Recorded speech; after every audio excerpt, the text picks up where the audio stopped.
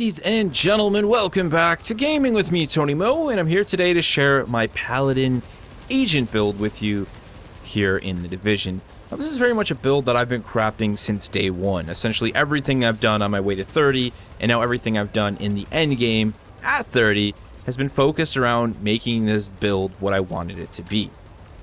Now, I chose the name Paladin because a Paladin, in a typical MMORPG sense, is a very adaptable class. They can do a lot of different things. They can heal, they can tank, they can be primary DPS, they can carry a two-handed sword, they can carry a sword and shield. And I wanted my agent build to reflect that adaptability. But at the same time, I did want to lock him into certain things and a certain focus on a certain playstyle. So I would say, in this instance, my agent is a sword and shield wielding Paladin. He has a high focus on DPS, a high focus on health and sustain, but he's got a bit of skill power thrown into the mix to make sure that he can actually do his Paladin duties, the holy element of the Paladin, and support and heal his teammates. Now, really, my mindset behind this build, you guys are seeing some footage right now of it actually in action in the Dark Zone in the north, in the more hardcore PvE area of the Dark Zone. Was to build a character that could still lead the charge while being a support-based character. I did not want a character that had almost no DPS and like no health just to beef up the abilities behind the character. So I didn't want to have like all these crazy healing abilities, but then be completely ineffective as an individual in combat. Number one, that didn't work when I was playing solo, and number two, that's not the type of character that I wanted to play. I think you can make a character like that in this game, and I have a person in our squad who runs a very high skill power build, but you end up being sort of this like glass syringe, as him and I called it, where as soon as your abilities drop, you are pretty much dead. I wanted a character that, like I said, could get in and out of the fight, could flank the enemy, could lead the charge, and then could also come back to heal my teammates when necessary. So let's take a look at my primary attributes as they lie currently.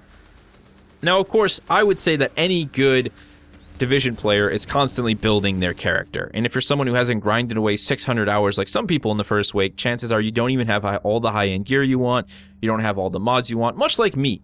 But that doesn't mean that your character build doesn't exist. So this is my character build as it currently stands.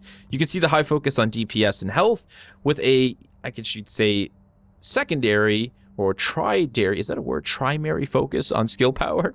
Now, the way that I've done this is by equipping gear that has a primary attribute boost to firearms or stamina and sort of layering them without, but then slotting mods with electronics to make sure that my skill power didn't fall too far behind. Now, one of the things that I've learned in the 2 days of playtime that I now have with this agent, with this build, is that you don't need a really high level skill power number to still have effective healing and buffs with your support station, which is what I'm running, and smart cover. You can sort of layer those two and layer certain mods within them to make them effective despite having low skill power. So that was one of the things that I really wanted to do with this character. So let's take a look at those abilities and how I'm running them. As I said, I've got a support station, and we're running the life support mod. The life support mod is just killer. One of the things that I wanted to do with this build was have a sort of fire and forget mentality, hands-off healing mentality. I didn't want to have to be directly on top of my teammates, and I wanted to be able to heal them while still engaging the enemy, while making use of that health, while making use of that DPS to pull aggro, to make sure that the rounds, the enemies weren't targeting them while they were trying to recover from a down but not out state. So life support is great at that. You can throw it down, it's going to res your teammates while they're in the area. They can even crawl into the area of the life support as long as it's deployed to gain a res. And on top of that, if they go down while it's active, they're going to instantly start being resurrected. It's just an all-around great hands-off healing ability. Moving over, we have smart cover using the recharger mod. Allies using a reinforced cover slowly recover their health and get their skill cooldowns decreased. Again, hands-off healing, and on top of that, skill cooldown reduction. You really can't go wrong with this. And this was really important to me because it was going to allow me to give my team a buff, to damage resistance, a damage buff, but also it was going to allow me to combat that low skill power by giving them an additional healing gateway. So not only can they get heals, and health regeneration from the support station, but they're also going to be able to get it from their cover. So if I stack those two, it's a really great way to mitigate that low skill power and to make sure that they are still getting the healing that is needed in those high level, intense firefight situations, in those challenge mode, in the harder areas of the DZ. And on top of that, everyone's getting a skill cooldown reduction, including me, which means I can deploy my smart cover more often, as well as my healing station more often. It's an absolute win-win. And of course, what good would a Paladin be without a sort of lay on hands style heal? That is why I am using the Recovery Link signature skill. Not only can I heal and cure allies, I can also overheal them. So this thing is really just a multi-tool. We're going to be able to heal and cure users and nearby allies, which means that I can not just heal them, I can remove negative status effects. We can also res everybody, so there have been plenty of situations, entire team goes down. I'm the only one alive because that's what I do. I stay alive. I'm there to support the team when the crap really hits the fan. Mass revive. On top of that, there are situations where I would like to prevent having to use a mass revive. I can instead use my signature ability to give us an overheal. This is particularly valuable when dealing with rusher type enemies in challenge mode dailies, specifically shotgun or melee type enemies. They will hit you hard, they will rush you fast and quick. If your team has that additional health, it's going to be really beneficial, and it has. I've seen it work in action. It's a wonderful signature ability, and it's the only one I could ever consider using if I'm going to call myself a Paladin. I really like using this thing in all these different situations. Unfortunately, the cooldown is still a whopping 679 seconds, and that is something that I'm definitely working towards, is getting performance mods at the end of the day that will help reduce that cooldown. I already have some attributes on my gear that ties into that to help reduce it a little bit. I mean, you can see it's down from 833 seconds, which is a huge drop, but it's still not really where I want it. Looking at talents, we're running Battle Buddy, revive a downed agent to reduce incoming damage by 50% for 10 seconds for both players. You'll notice that that's a trend with this build. I wanted to have constant damage reduction. I wanted to mitigate damage wherever I could. I wanted to make sure that I had a lot of sustain, and that anyone that I came in contact with when doing a res also had reduced incoming damage. That's the point of Battle Buddy. It's a great ability, and it's one of the only abilities that I'm actually using from the medical tree. Moving over, evasive action. During a cover-to-cover move, incoming damage is reduced by 30%. The cover-to-cover mechanic in the Division is something that is greatly underused by most players.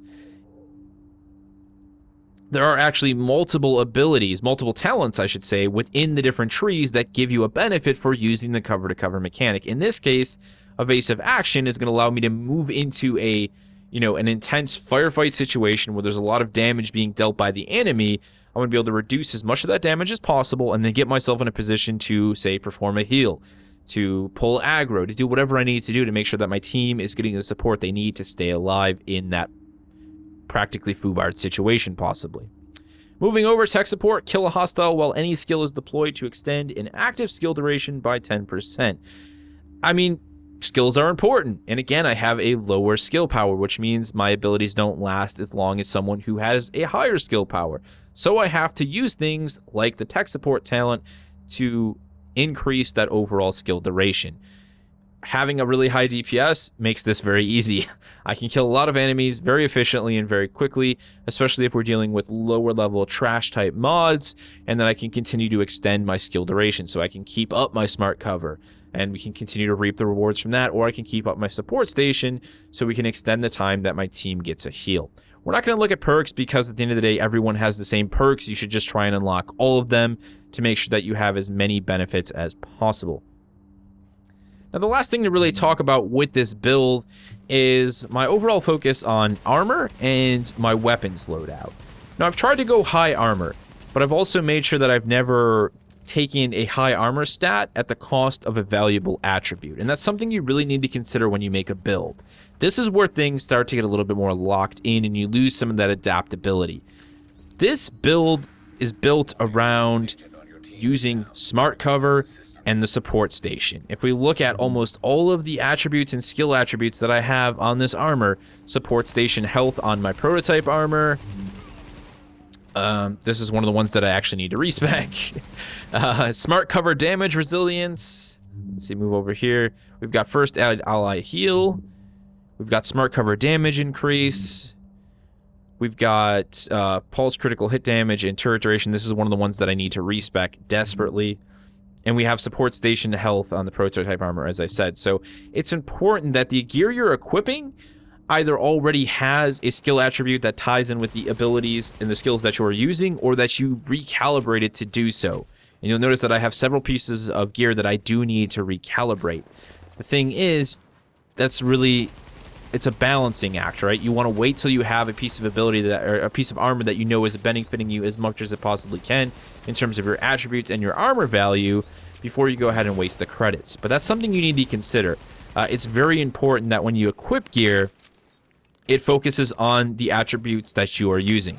There's no point in running a chest piece that has a turret if you never use a turret. There's no point in running a holster or a pair of gloves that benefit a ballistic shield if you never use a ballistic shield. And this is where your build starts to get locked in. I've seen people try and swap out their abilities in the middle of a challenge mode daily because they thought they weren't effective enough for the situation. No. Let someone else in your team build their character around that. You should not be swapping back and forth. Like, I, for one, would never, ever switch out of my smart cover to mobile cover. It wouldn't make sense. I have a lot of bonuses in terms of skill attributes on my gear towards smart cover. Why the hell would I switch to mobile cover? I'm not going to see those benefits, and my character is going to become less effective. So that is something to consider. That is, to me, is always more valuable than an armor stat. But at the end of the day, I am making a big push for higher armor. So in this situation right here, I had this prototype armor that dropped. It's a 1090 armor value. We've got a great increase to firearm stat.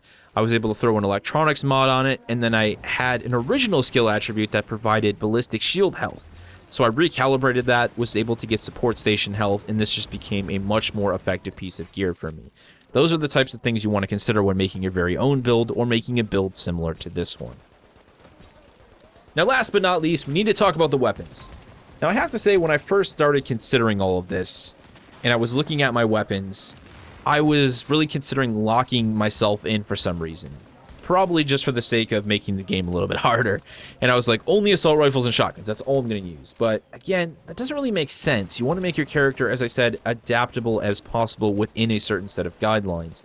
So why run just an assault rifle and a shotgun? Number one, if you're in the dark zone doing a lot of PvE combat and you start to run out of ammo, yeah, what are you going to do?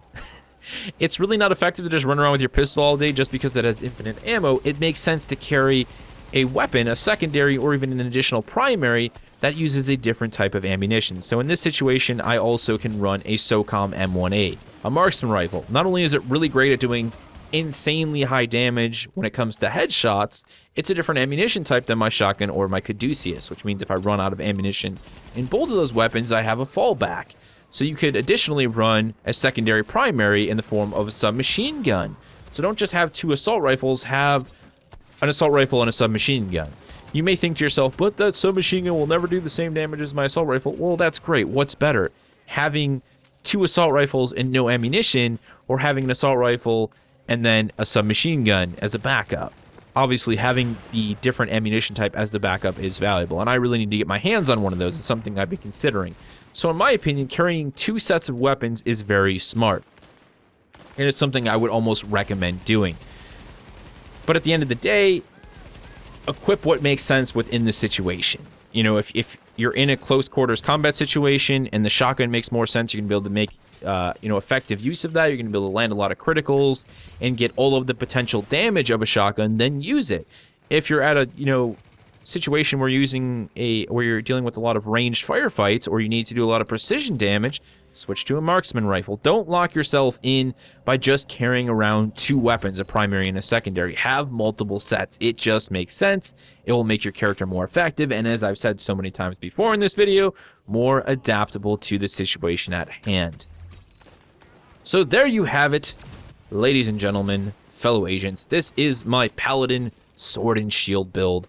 I'm very excited to see how I can further refine and build this specific agent as I get more high-end gear and more equipment, and as I prepare myself for the incursion, hopefully in the coming months, which of course is the raid type content for the Division. I'm very much looking forward to that.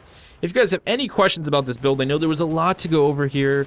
If you are still here, I appreciate you sticking to the end. This wasn't something we could just do with some gameplay footage and a few words of discussion. There's a lot to talk about here when we start focusing on these builds, and I wanted to make sure that I broke down every single thought process and every single element that was in my mind when I built this build, when I started focusing on this build. You know, I wanted to make sure that you fully understood why this talent was there, why this, piece of equipment was there, and so on and so forth. So if there's anything I haven't answered, any questions that you are still not sure about, feel free to leave them down in the comment section below. If you guys would like to share any builds of your own that you're currently working on or currently utilizing, throw them down there. I'd love to hear about them, and I will see you in the next one.